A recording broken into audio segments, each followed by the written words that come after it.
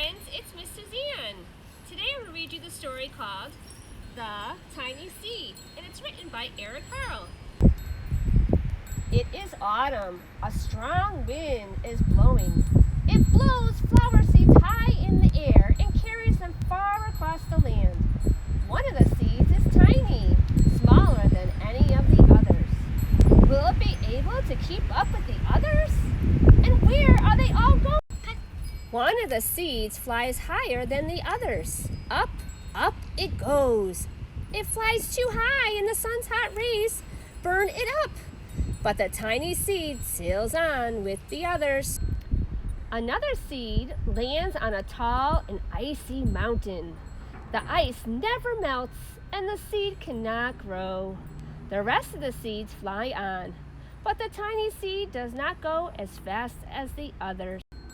Now they fly over the ocean. One seed falls into the water and drowns. The others sail on with the wind.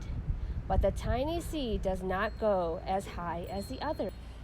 One seed drifts down onto the desert. It is hot and dry, and the seed cannot grow. Now the tiny seed is flying very low, but the wind pushes it on with the others. Finally, the wind stops and the seeds fall gently down on the ground. A bird comes by and eats one seed. The tiny seed is not eaten. It is so small that the bird does not see it. Now it is winter. After their long trip, the seeds settle down. They look just as if they're going to sleep in the earth. Snow falls and covers them like a soft white blanket. A hungry mouse that also lives in the ground eats a seed for his lunch. But the tiny seed lies very still and the mouse does not see. Now it is spring. After a few months, the snow has melted. It is really spring. Birds fly by, the sun shines, rain falls.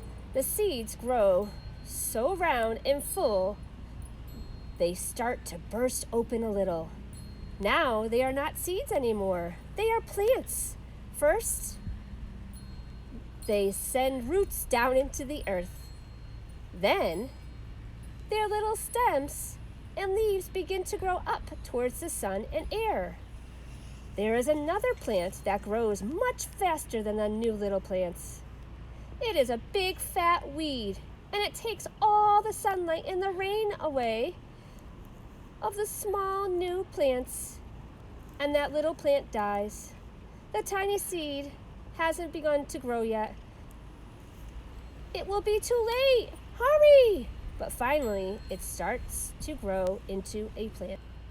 The warm weather also brings the children out to play. They too have been waiting for the sun in springtime. One child doesn't see the plants, and as he runs along, and oh, he breaks one.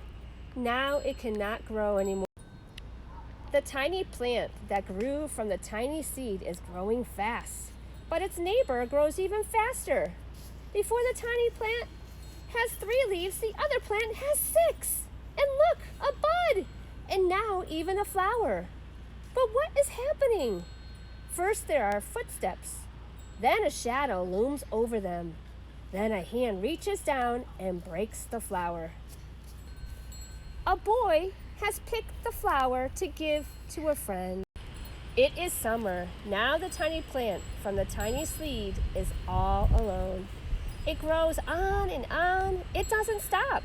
The sun shines on it and the rain waters it. It has many leaves. It grows taller and taller. It is taller than the people. It's taller than the trees. It is taller than the houses. And now a flower grows on it. People come from far and near to look at this flower. It is the tallest flower they have ever seen. It is a giant flower.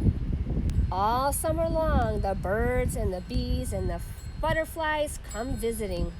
They have never seen such a big and beautiful flower. Now it is autumn again. The days grow shorter, the nights grow cooler, and the wind carries yellow and red leaves past the flower.